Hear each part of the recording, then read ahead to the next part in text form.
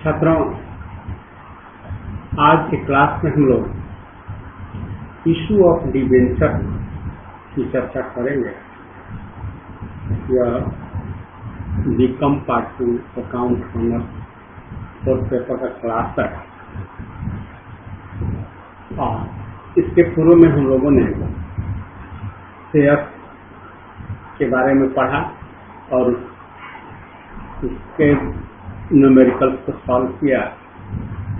और शेयर के बाद जो दूसरा कंपनी के आय का जो स्रोत होता है वो डिबेंचर होता है। यदि शेयर से पूर्ति नहीं होती है तो डिबेंचर इशू किए जाते हैं, या कंपनी अधिनियम में ऐसी व्यवस्था है कि कंपनी अपनी पूंजी शेयर या डिबेंचर बॉन्ड्स के द्वारा प्राप्त कर सकती है। इसके थ्योरेटिकल पार्ट को हम लोग पीछे के क्लास में अध्ययन कर चुके हैं। जैसा कि डिबेंचर के बारे में हम लोग सब कुछ जान गए हैं, लेकिन फिर भी एक जानकारी के तौर पर मैं आपको बता दूं कि डिबेंचर जो है ऋणदाता तथा कंपनी के बीच एक अनुबंध पत्र या प्रमाण पत्र होता है, जिसके अनुसार कंपनी लिए हुए ऋण को ब्याज सहित भुगतान करने का वायदा करती है कि हम आपके द्वारा लिए गए ऋण का ब्याज सहित भुगतान करेंगे। और यह एक प्रकार की ऋण प्राप्ति की रसीद या प्रमाण पत्र है, जिसमें ऋण संबंधित सभी शर्तें दी गई होती हैं, जैसे ऋण की राशि, ब्याज की दर, भुगतान की किस्तें, इनकी अवधि, ऋण के लिए बंधक या जमानत आदि। ऋण पत्र के अंतर्गत कंपनी का ऋण स्टॉक, बॉन्ड और अन्य प्रतिभूतियां शामिल रहती हैं, चाहे इनका कंपनी की संपत्तियों पर प्रभार हो या न। तो यही ऋण पत्र है। तो आज हम लोग इसके न्यूमेरिकल प्रॉब्लम को देखेंगे और उसका सलूशन करेंगे। तो इसमें हमारा आज का पहला क्वेश्चन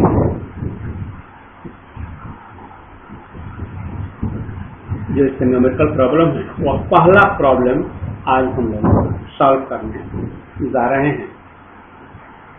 जैसा कि हम जानते हैं कि कंपनी द्वारा शेयर, जिस तरह से शेयर को 3 रूपों में इशू किया जाता है, एट पार, एट प्रीमियम और एट डिस्काउंट, ठीक उसी प्रकार कंपनी के डिबेंचर भी 3 तरह से इशू किए जाते हैं। और आज हम लोग चूंकि प्रॉब्लम नंबर 1 की चर्चा कर रहे हैं, यह बुक है डॉक्टर एस.के. सिंह द्वारा लिखित एसपीडी पब्लिकेशन की, एसबीपीडी पब्लिकेशन। तो इसमें क्वेश्चन है, Mahesh enterprises limited issue 1000 10% debenture of ₹100 each. 10% का अर्थ है कि 10% इस पर ब्याज लगेगा। कंपनी ने 1000 डिबेंचर इशू किया 10% वाला, क्योंकि प्रत्येक की कीमत है 100 रुपए। और इसको निम्न प्रकार से प्राप्त करना है कि payable as ₹40 on application, ₹30 on allotment and the balance on a cost. 40 रुपया एप्लीकेशन पर, 30 रुपया अलॉटमेंट पर, और शेष, तो शेष कितना बचा? 40 और 30 70, और डिबेंचर है 100 रुपए का एक है, इसका मतलब कि 30 रुपया कॉल किया जाएगा। Assuming that all the calls were made and money due thereon realized, तरह की आप यह मानकर चलिए कि सभी राशि प्राप्त होगी, अर्थात एप्लीकेशन की, अलॉटमेंट की और कॉल की भी सभी राशियां प्राप्त हो गई हैं और अब आपको इसका जर्नल एंट्री करना है। तो जैसा कि हम लोग शेयर के समय में जर्नल एंट्री किए हैं, सबसे पहले इशू करने पर एप्लीकेशन की राशि आती है, उसी तरह से डिबेंचर में भी वैसे ही एप्लीकेशन मनी आएगी। उसके लिए सबसे पहले हमारी एंट्री, तो चूंकि 40 रुपया पर शेयर एप्लीकेशन मनी है और 1000 शेयर इशू किया गया है, इसलिए 1000 गुणा 40 बराबर 40,000 रुपये प्राप्त हुए। तो जब प्राप्त होंगे, राशि जब प्राप्त होगी तो उसके लिए हमारी एंट्री होगी कि बैंक अकाउंट दिया टू 10% डिबेंचर एप्लीकेशन। राशि वही हो गई 40,000। उसके बाद हम डिबेंचर एप्लीकेशन की राशि को डिबेंचर अकाउंट में ट्रांसफर करेंगे, तो ट्रांसफर किया जाता है। उसके लिए हमारी एंट्री होगी कि 10% डिबेंचर एप्लीकेशन अकाउंट दिया तो 10% डिबेंचर अकाउंट। अब हमने इसको डिबेंचर अकाउंट में ट्रांसफर कर दिया, क्योंकि शुरू में राशि आई, एप्लीकेशन मनी जो आई, उस एप्लीकेशन मनी को डिबेंचर अकाउंट में ट्रांसफर कर दिया गया। अब हम एंट्री अलॉटमेंट के लिए करेंगे। तो अब अलॉटमेंट में जैसा कि कहा गया है कि अलॉटमेंट की राशि है 30 रुपया पर शेयर। तो 1000 शेयर इशू किया गया है, तो अलॉटमेंट की जो राशि होगी हमारी वो 30,000 होगी, 1000 गुणा 30। अब इसके लिए सबसे पहले हम जो ड्यू है उसको हम पहले उसके लिए एंट्री करेंगे। तो 10% डिबेंचर अलॉटमेंट अकाउंट दिया टू डिबेंचर अकाउंट। अब इसको डिबेंचर अलॉटमेंट को जो है डिबेंचर में हम ट्रांसफर कर देंगे। तो अब आगे जो है हम लोग इसके लिए एंट्री हमारी हो गई कि डिबेंचर अलॉटमेंट अकाउंट दिया टू डिबेंचर। अब मांगा जाएगा जब अलॉटमेंट की राशि, तो जब वह प्राप्त होगी तो डिबेंचर की राशि, अलॉटमेंट की राशि प्राप्त होने के लिए हमारी एंट्री होगी कि बैंक अकाउंट दिया टू डिबेंचर अलॉटमेंट अकाउंट। वही अमाउंट वही 30,000। अब इसके बाद चूंकि इसके बाद शेष राशि कहा कि कॉल पर, तो एक ही कॉल किया गया है, इसलिए चाहे अब इसको फर्स्ट कॉल कहिए, फाइनल कॉल कहिए, जो है, इसलिए यहाँ हमने सिर्फ कॉल शब्द का प्रयोग किया है, क्योंकि कॉल ही कहा गया है, नहीं कहा गया है कि फाइनल कॉल कि फर्स्ट कॉल है, लेकिन है चाहे फर्स्ट या फाइनल सब कुछ यही है। तो अब उस राशि को जो है हम डिबेंचर कॉल की राशि जो ड्यू है उसके लिए एंट्री करेंगे।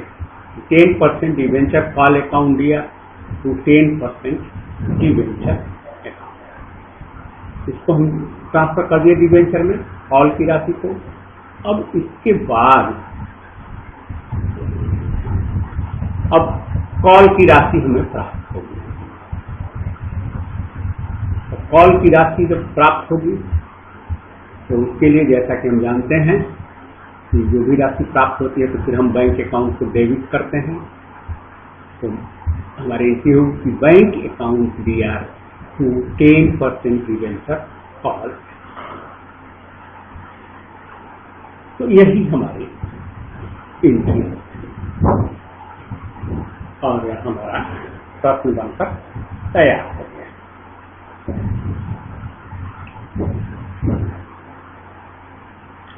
अब आगे हम लोग नेक्स्ट क्वेश्चन देखेंगे। तो नेक्स्ट चूंकि हम चाह रहे हैं कि प्रत्येक साइज का क्वेश्चन, क्योंकि एक्सपायर हो गया इसके बाद जिस तरह से शेयर वाले में प्रीमियम का करते हैं या डिस्काउंट का करते हैं, वो सारी इसको तो हम लोग करते ही जाएंगे। लेकिन कभी कभी होता है कि राशि जो है अग्रिम प्राप्त हो जाती है, अर्थात जितना इश्यू किया जाता है डिबेंचर उससे अधिक राशि प्राप्त हो गई एडवांस के रूप। तो उसी पर आधारित यह हमारा प्रॉब्लम नंबर 4 है। बुक वही है, डॉक्टर एस सिंह की SBPD पब्लिकेशन। तो प्रॉब्लम 4, अब यह प्रॉब्लम है कि प्रॉब्लम 4 है। वैसे तो क्वेश्चन आपके पास रहेगा, लेकिन थोड़ा सा इसको हम पढ़ देते हैं और यह समझे कि call in advance arrear and advance, इसलिए मैंने ऊपर में इसका हेडिंग दे दिया है कि call in arrear and advance. तो ये प्रॉब्लम 4, तो एक प्रॉब्लम है कि Ram and Shyam company issued 5,000 debentures of ₹100 each, which were duly applied for and allotted. The debenture money are payable as follows. debenture money किस प्रकार जो है प्राप्त है, तो ₹30 on application, ₹40 on allotment, ₹20 on first call and ₹10 on second call. तो हो गया 30 रुपया एप्लीकेशन पर, 40 रुपया अलॉटमेंट पर, 20 रुपया फर्स्ट कॉल पर और 10 रुपया जो है सेकेंड कॉल या फाइनल कॉल। अब हम एंट्री प्रारंभ करेंगे। तो सामान्य ढंग का होता तो ठीक है, हम जिस तरह एंट्री किए ऊपर में वैसे ही एंट्री कर देते, लेकिन आगे कह रहा है क्वेश्चन में कि a person who holds 200 share debenture fail to pay the amount due to first call. एक शेयर होल्डर जिसके पास 200 डिबेंचर, एक डिबेंचर होल्डर जिसके पास 200 डिबेंचर थे, वो जो है फर्स्ट कॉल में फेल कर गया, अर्थात उसने एप्लीकेशन मनी दिया, अलॉटमेंट दिया, लेकिन फर्स्ट कॉल में वो नहीं दिया है। He however paid this amount with the second call money. उसने जो सेकेंड कॉल में इस अमाउंट को दिया है। तो अर्थात जब सेकेंड कॉल हुआ उस समय राशि फर्स्ट कॉल की राशि भी वो भेज दिया है। और एक दूसरा व्यक्ति है, फिर कह रहा है कि another person who holding 400 debenture has failed all the call money with the allotment. एक व्यक्ति जिसके पास 400 ऋण पत्र हैं, पूरी याचना राशियों को आवंटन के साथ ही चुका दिया है। वो सब राशि जो है एडवांस में चुका दिया है, यानी आवंटन के समय में, अलॉटमेंट के समय में वह राशि चुका दिया है। अब इस आधार पर जो है हम लोगों को जर्नल एंट्री करना है। पास necessary journal entry in the book of company की बड़ी में हमें जर्नल एंट्री करना है। तो हमारी पहली एंट्री जब एप्लीकेशन मनी आएगी तो उसके लिए हम एंट्री करेंगे कि बैंक अकाउंट दिया टू डिबेंचर एप्लीकेशन अकाउंट के 5000 डिबेंचर इशू किया गया है और 30 रुपया एप्लीकेशन मनी। तो 5000 गुणे 30 बराबर 1,50,000। तो यही अमाउंट है 1,50,000। अब इसके बाद दूसरी एंट्री को हम एप्लीकेशन मनी जो आई है उसको हम डिबेंचर में ट्रांसफर करेंगे, डिबेंचर अकाउंट में। तो हमारी एंट्री होगी कि डिबेंचर एप्लीकेशन अकाउंट दिया टू डिबेंचर अकाउंट। ये हमारा हो गया 1,50,000। अब इसके बाद अलॉटमेंट की बारी आती है। तो जैसा कि जानते हैं कि अब अलॉटमेंट, क्योंकि जितने लोगों का एप्लीकेशन आ गया है उनको शेयर अलॉट करना है, उनको डिवेंचर अलॉट करना है हमें। तो हम डिवेंचर अलॉट करने के लिए एंट्री करेंगे कि डिवेंचर अलॉटमेंट अकाउंट यार टू डिवेंचर अकाउंट। यह राशि है 40 रुपये पर शेयर, जो डिवेंचर की राशि। तो 5,000 शेयर है, तो 40 रुपये के हिसाब से हो गया हमारा 2 लाख रुपया। 5,000 गुणे 40। अब इसके बाद इस राशि की मांग की जाएगी, कॉल करेंगे। तो जब आ गया तो बैंक अकाउंट दिया टू डिवेंचर अलॉटमेंट, अब राशि आ गई हमारे पास 2 लाख की। अब इसके बाद डिवेंचर फर्स्ट का, तो जैसा कि हम जानते हैं कि हमारे प्रश्न में डिवेंचर फर्स्ट काल का जो है 20 रुपया पर शेयर, तो 5,000 गुणे 20 तो बराबर 1 लाख। तो हमारा डिवेंचर फर्स्ट काल अकाउंट दिया टू डिवेंचर अकाउंट 1 लाख रुपया हुआ। अब जो है, अब हमारी नेक्स्ट एंट्री होगी वह होगी, क्योंकि हमारे यहाँ डिवेंचर की राशि आ रही है, माने फर्स्ट काल की राशि आएगी। तो इसके लिए हम बैंक अकाउंट को डेबिट करते हैं। तो अब जो है डिवेंचर फर्स्ट कॉल अकाउंट, अब कॉल इन एडवांस एक एंट्री इसमें आप देख रहे हैं।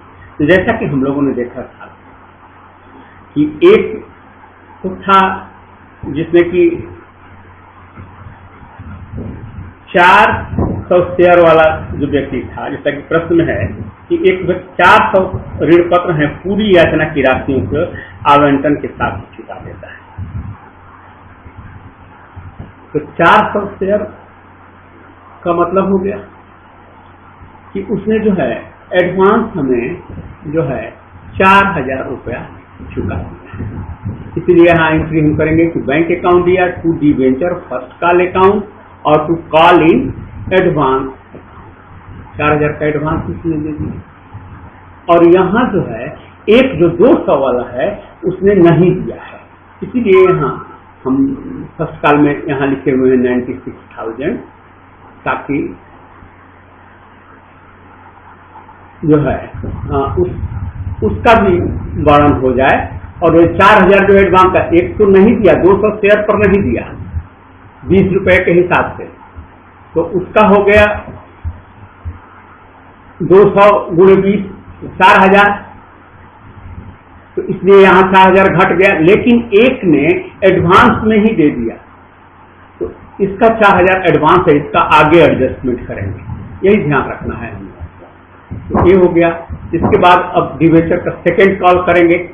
तो debenture second and final call account दिया टू डिवेंचर अकाउंट, यह हमारा हो गया 50,000, क्योंकि 10 रुपए का एक जो है सेकेंड एंड फाइनल कॉल जो है 10 रुपया पर शेयर है और 5,000 शेयर है, तो इसलिए 5,000 गुणे 10 बराबर 50,000। अब राशि की चर्चा करेंगे। बैंक अकाउंट दिया 50,000 तो मिला ही, और call in advance account, advance जो आया है कॉल वो है 4,000, और to debenture second and final account 50,000, और प्लस जो कहा गया था कि उसने नहीं फर्स्ट कॉल पर नहीं दे पाया था 200 शेयर का, उसने सेकेंड कॉल में दोनों राशि चुका दिया है, इसलिए उसका जो 4,000 है यहाँ आ गया। इसको मैंने यहाँ भी क्लियर कर दिया कि 4600 गुणे 10 बराबर 46,000 प्लस 200 गुणे 4,000 बराबर यहाँ। तो यही इस प्रश्न का उत्तर है। मैं समझता हूँ कि आपको क्या प्रश्न क्लियर हो गया होगा? अगर कोई दिक्कत होगी तो लास्ट में मैं बात बताता हूँ, उसके अनुसार आप करेंगे। अब हम देखेंगे कि जो है इशू, जो debenture issue at par, at premium, at discount. अब हम लोग एट पार देख लिए, एडवांस और एरियर का देख लिए। अब हम लोग देखें कि तीनों परिस्थितियों में एट पार, कम मूल्य पर, या प्रीमियम पर, अधिमूल्य पर, या डिस्काउंट, किस तरह से शेयर किया जाएगा।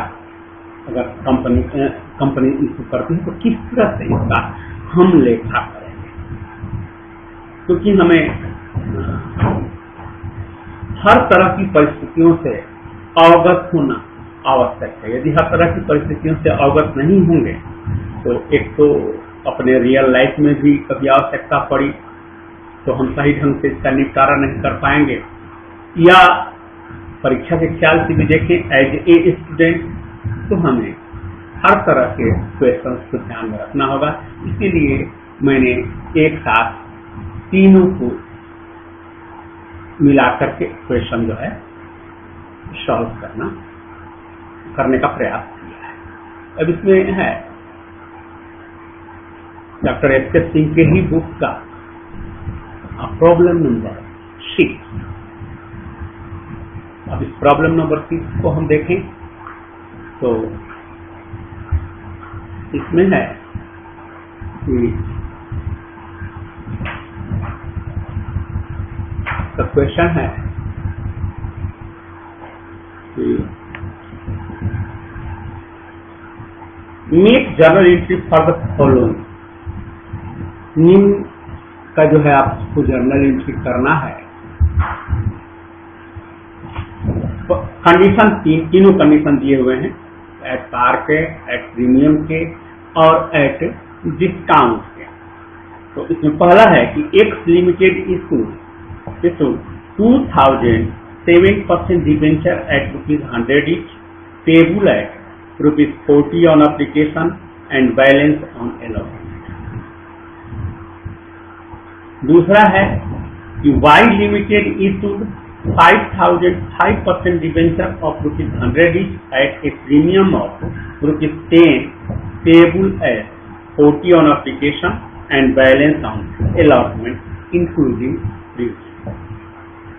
और तीसरा है Z limited issued 10% debenture of ₹100 each at a discount of 5% payable in 1 installment।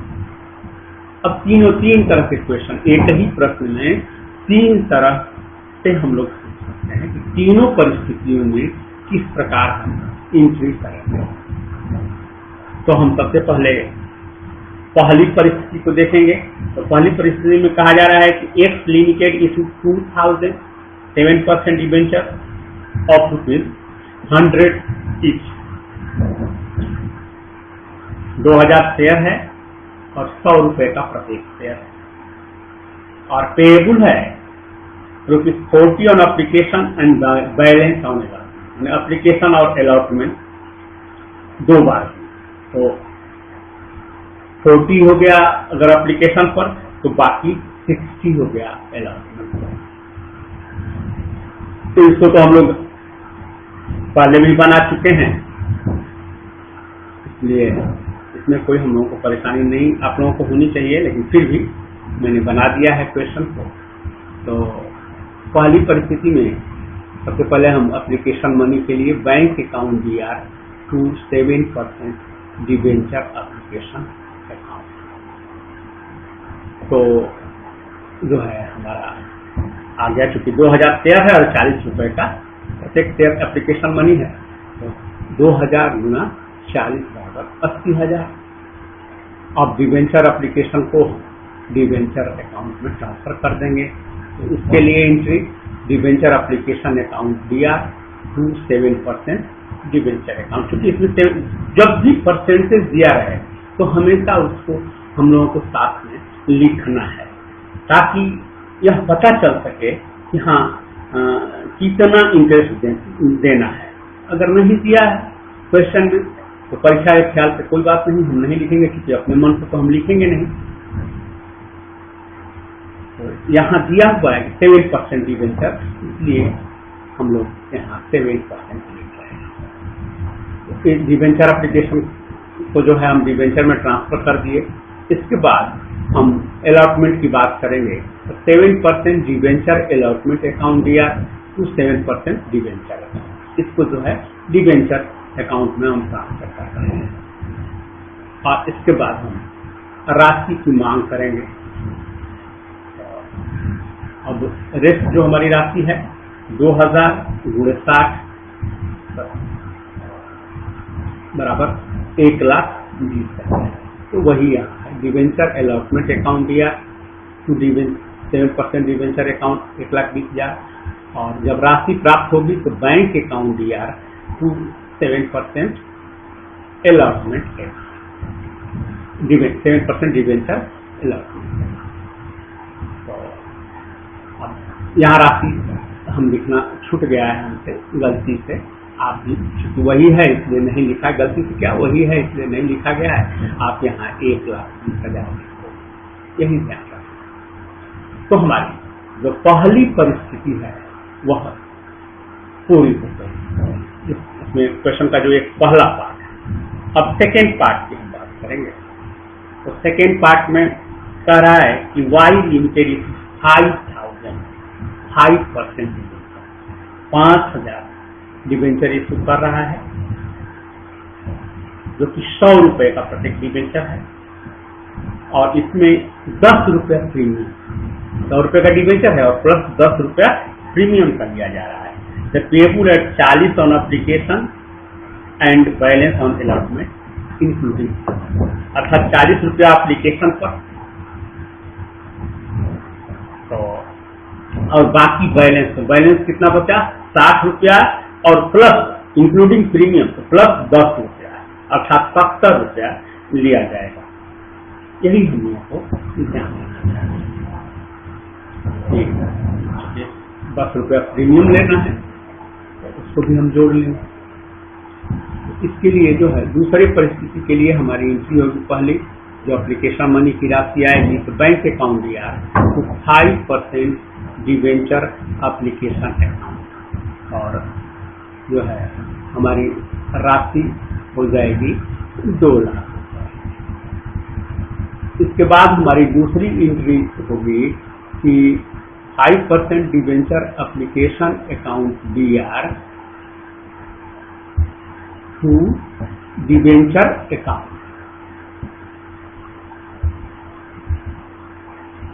तो जो है उसको हम हमारी दूसरी एंट्री हो गई। इसके बाद हम अलॉटमेंट की चर्चा करेंगे। तो जैसा कि हम लोग जानते हैं कि अलॉटमेंट के लिए हम करते हैं, हमारी एंट्री हो जाएगी 5% debenture allotment account DR to 5% debenture account. तो ये जो है हमारा जैसा कि हम जानते हैं कि 5,000 हमारा डिवेंचर है और प्रत्येक है 60 रुपए, तो 60 गुणे 5,000 बराबर 3 लाख, और प्लस 10 रुपया प्रीमियम का है तो 5,000 गुणे 10 बराबर 50,000। तो वही यहाँ लिखा हुआ है 3 लाख रुपया डिवेंचर का हो गया और सिक्योरिटी प्रीमियम का 50,000। तो हमारा अमाउंट हो गया डिवेंचर अलॉटमेंट का 3,50,000। यही क्या किया हुआ है। तो हमारी वही एंट्री हो गई कि डिवेंचर अलॉटमेंट अकाउंट को दिया to debenture account 5% debenture account to security premium हो गया। अब राशि की मांग करेंगे। तो जो राशि आएगी तो bank account DR to 5% debenture allotment 3,50,000। तो यह हमारा दूसरा जो कंडीशन है वह अब हम तीसरे कंडीशन की बात करते हैं। तीसरे कंडीशन में क्या है, डिस्काउंट किया गया है। इसमें है कि 3000 शेयर इशू किया है जेड लिमिटेड ने, और मैंने 10% डिवेंचर है और 100 रुपए का प्रत्येक है, जिसमें कि डिस्काउंट है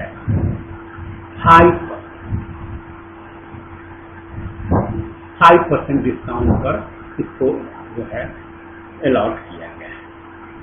तो इसके लिए हम इसे करेंगे bank account DR to discount on issue of debenture account DR और टू 10% डिवेंचर। कैसे? तो चूंकि 10% डिस्काउंट 100 रुपए का 3000 शेयर है, तो 3000 शेयर है तो 100 रुपए का हुआ, तो 3000 गुणे 100 बराबर 3 लाख, जिसमें से कह रहा है कि 5%, तो 3 लाख का हम 5% निकाल देंगे तो हो गया 15,000। तो 15,000 यही है, इसी को डेबिट किया है हमने, क्योंकि व्यवसाय के लिए जो है यह हानि है, घाटा है, इसलिए डेबिट होगा। ऊपर में प्रीमियम था तो वह क्रेडिट हुआ था, और यह जो था डेबिट। तो हमारा ये 15,000 कम मिला इस तरह से करिए, तो हमको वास्तव में नगद मिला 2,85,000 और ये हो गया टू 10% डिवेंचर 3 लाख। अब मान लीजिए जैसा कि क्वेश्चन कर रहा है कि पेबल इन 1 इंस्टॉलमेंट, कह रहा है कि एक ही इंस्टॉलमेंट में प्राप्त हो गया, तो हो गया हमारा क्वेश्चन जो है बन करके तैयार। अब 3 क्वेश्चन आज हम लोगों ने सॉल्व किया। प्रॉब्लम नंबर 1, प्रॉब्लम नंबर 4 और प्रॉब्लम नंबर 6। ये सामान्यतः जो है सामान्य ढंग के क्वेश्चन हैं। आगे कुछ और बातें जो रहेंगी तो उसको हम लोग नेक्स्ट क्लास में सॉल्व करेंगे। अगर इसमें से जो मैंने बनाया है, अगर इसमें आपको कुछ न समझ में आए या कोई डाउट हो, किस तरह का कंफ्यूजन हो, तो आप कमेंट के माध्यम से हमें अवश्य सूचित करें, ताकि मैं आपके जो डाउट हैं, जो आपकी शंकाएं हैं, उन शंकाओं का मैं समाधान कर सकूं अपने ढंग। इसी उम्मीद के साथ कि आप यदि नहीं कोई कमेंट करेंगे तो मैं यही समझूंगा कि आपको सब कुछ समझ में आ गया। अगर कमेंट करेंगे तो मैं उसका जवाब दूंगा। लगेगा कि ये चीज नहीं हमारे विद्यार्थियों को समझ में आई है, फिर प्रयास करूंगा, फिर से आपको जो भी आपकी शंकाएं हैं या कहीं जहां आपको कंफ्यूजन है उसको दूर कर। इसी के साथ आज हम लोग यही क्लास समाप्त करते हैं। शेष हम लोग इसके आगे के प्रॉब्लम को हम लोग अगले क्लास में सॉल्व करेंगे। तब तक के लिए धन्यवाद।